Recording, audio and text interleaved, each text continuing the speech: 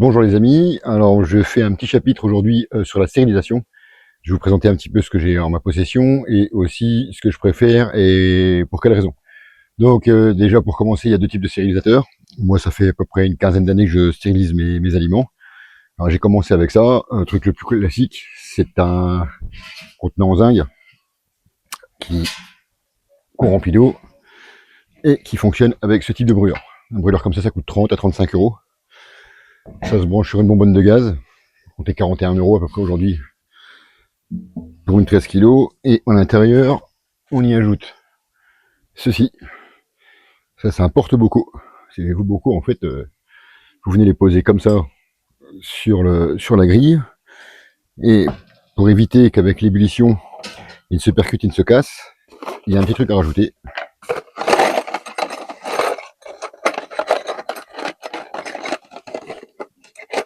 Des épingles, des agrafes, bon, ça coûte rien. Hein. Quand vous mettez votre bocal sur votre châssis, hop, voilà le principe. En principe, l'épingle qui est ici sur le dessus, là, elle doit maintenir votre bocal pour éviter qu'avec l'ébullition, ils s'entrechoquent avec les autres. Donc vous faites une rangée tout le tour, une rangée le plus petit au-dessus. Et pour savoir comment ça se passe, vous mettez vos bocaux avec votre panier dans le stérilisateur, le couvercle dessus, et il vous faut le thermomètre qui va bien. Alors je vais essayer de vous montrer de plus près. C'est un thermomètre qu'on vient insérer dans le couvercle. Donc le but de la manœuvre, c'est de mettre les bocaux dedans, vous mettez en chauffe, vous surveillez votre thermomètre, il faut compter à peu près avec du gaz, avec un brûleur comme ça, à peu près 40 minutes, pour arriver à une température de 100 degrés.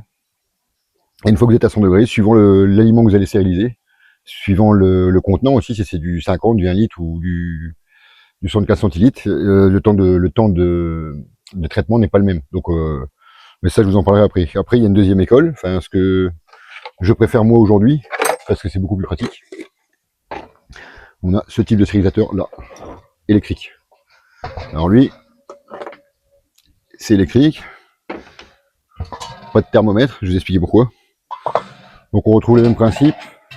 Au fond, on a une grille pour les bocaux ne soient pas au contact du fond de la cuve, pour éviter toute casse au niveau du traitement thermique.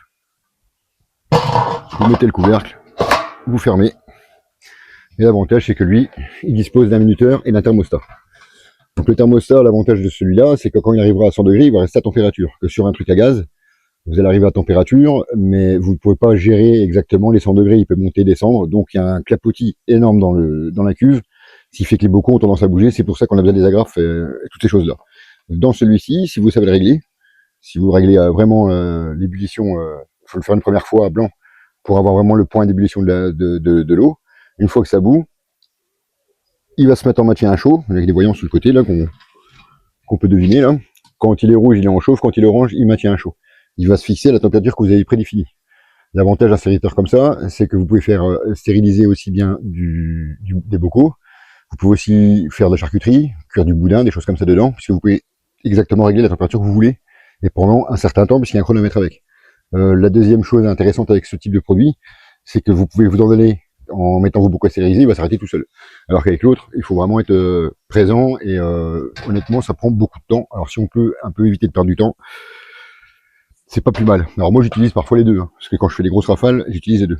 Alors après pour la stérilisation, il y a des règles à respecter. Parce que la stérilisation, c'est pas non plus sans risque. On peut être victime du botulisme. Alors le botulisme, c'est une bactérie qui peut être présente si le bocal est mal nettoyé, mal stérilisé, parce qu'il y a tout un process avant de mettre les aliments dans les bocaux. Alors les bocaux, je vais vous en parler justement. Je vais faire un peu de place. Alors, les bocaux, il y a les bocaux classiques. 1 litre, le parfait, grand classique connu. Vous les avez en 75 centilitres. C'est pareil, hein, juste un petit peu plus petit. En 50. En 50 comme celui-là. Et même encore plus petit. Alors les plus petits, je vous montrerai après parce que j'en ai plus, j'ai tout utilisé les petits. Donc il y a ce type de bocaux, et ces bocaux-là, en fait, on utilisera ces joints-là, qu'on viendra mettre sur le couvercle. De cette façon-là. Hop, vous fermez, vous mettez vos aliments dedans. Fermeture. On clipse, bien vérifier que le ressort soit bien ferme. À l'usure, ils peuvent s'abîmer. Faut pas hésiter à mettre un coup de pince de temps en temps pour les redresser. Et donc là, après le traitement, si vous ouvrez votre bocal et que celui-ci reste comme ça et que même en force avec le doigt, il ne s'ouvre pas, votre stérilisation elle est bonne. Si jamais en revanche, le bocal fait ça, votre joint est mort. Ça peut arriver. Ça peut arriver. Alors les joints comme ça coûte aux alentours des 2,50 € les 10. Donc ça, c'est des joints de 85. C'est la moyenne en général. 85, je vous parle du diamètre. C'est la moyenne des joints utilisés dans la stérilisation. Pour des bocaux plus petits, il y a du 70. Et pour des bocaux encore plus grands, on part sur du 1,5 litre. J'en ai très peu. Là, on est sur des joints de 100. Alors, mais le plus courant, ça sera le joint de 85, comme ça. Alors, on va revenir sur ces joints-là, parce qu'il y a aussi deux autres types de bocaux. Alors, il y a ces bocaux-là. Vous voyez, c'est pareil. Alors là, il y a un pas de vis. Et là, on va utiliser des membranes. Alors voilà, ça ressemble à ça. Ouais, ça ressemble à ça. En fait, l'idée, c'est de mettre dans le contenant le contenu, justement, d'y mettre la membrane. Voilà. Là, c'est pas adapté à ce pot-là, parce que j'ai plus de gros pots. Mais en fait, vous mettez votre membrane et vous la fermez. C'est le même principe, stérilisation, temps de traitement. L'avantage, c'est qu'à la fin du traitement, vous retirez le couvercle. Et cette membrane-là, qui dispose d'un joint caoutchouc tout le long, là, va venir épouser le rebord de votre bocal. Et après, ça sera hermétique. Et pour l'ouvrir, en fait, c'est marqué en gros dessus. Pour l'ouvrir, quand vous le stockez, en fait, vous le stockez comme ça, sans le couvercle que vous avez eu avant. Et en fait, il faut mettre un coup de couteau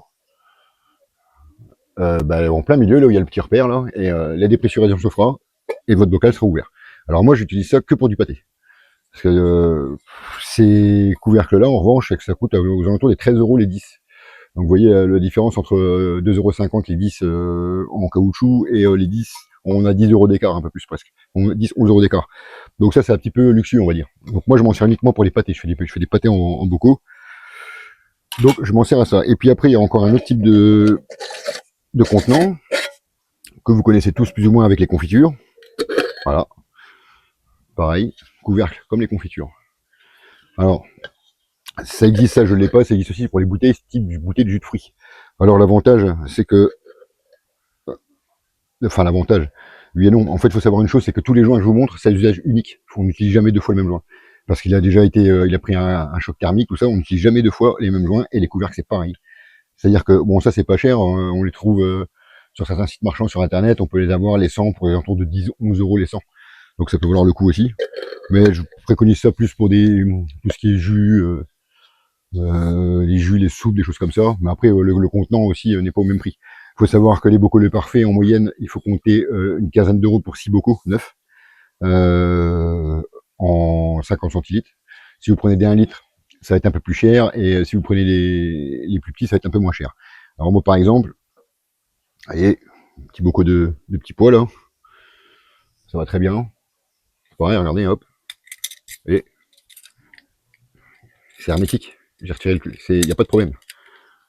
Et de toute façon, s'il y a un problème, vous voyez la couleur, il va avoir une couleur un peu acre. Alors par exemple, je fais ça. Forcément, je suis en Vendée, je fais de la mojette. On peut avoir de la ratatouille. On peut avoir de la soupe, sans problème. Forcément, le classique, le haricot vert. Et les sauces tomates que je conditionne dans ce type de pot-là. Alors bien sûr, les petits, je vous montrais, ça c'est des joints de 70. Et ça c'est du joint de 85, c'est ce que je vous expliquais. Alors pareil pour les joints, c'est à peu près le même prix. Il existe des joints à double oreille. Alors ça, parce que c'est pas évident à ouvrir. Il faut une bonne poigne pour l'ouvrir, alors que quand le joint se divise en deux, c'est beaucoup plus aisé pour l'ouvrir. Alors par contre, à ce sujet-là, vos bocaux, avant de stériliser, il ne faut pas les sortir du placard et mettre la bouffe dedans. Il faut d'abord les stériliser eux-mêmes. Donc dans l'idéal, il faut les faire bouillir dans de l'eau. Moi, en général, ils passent au lave-vaisselle avant, je laisse bien sécher. Et par contre, les joints, quels qu'ils soient, que ce soit ça ou des couvercles ou quoi que ce soit, vos joints, vous les mettez dans une grosse casserole d'eau et vous les faites bouillir pendant 1 minute 30 à 2 minutes. Vraiment plein bouillon.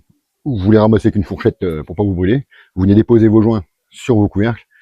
Et surtout, à la fermeture du bocal, il faut absolument prendre le soin de bien nettoyer le pourtour.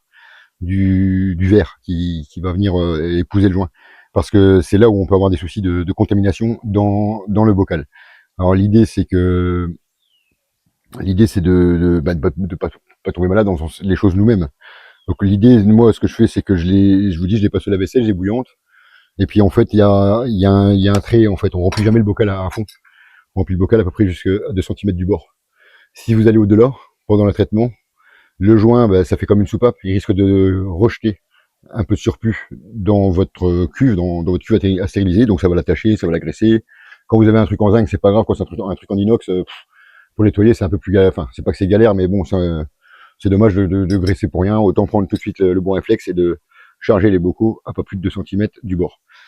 Quand vous faites de la mojette, par contre, attention, ça gonfle. Quand vous remplissez votre bocal, c'est la moitié. Parce qu'à la cuisson, les haricots vont prendre du volume. Et c'est valable aussi pour...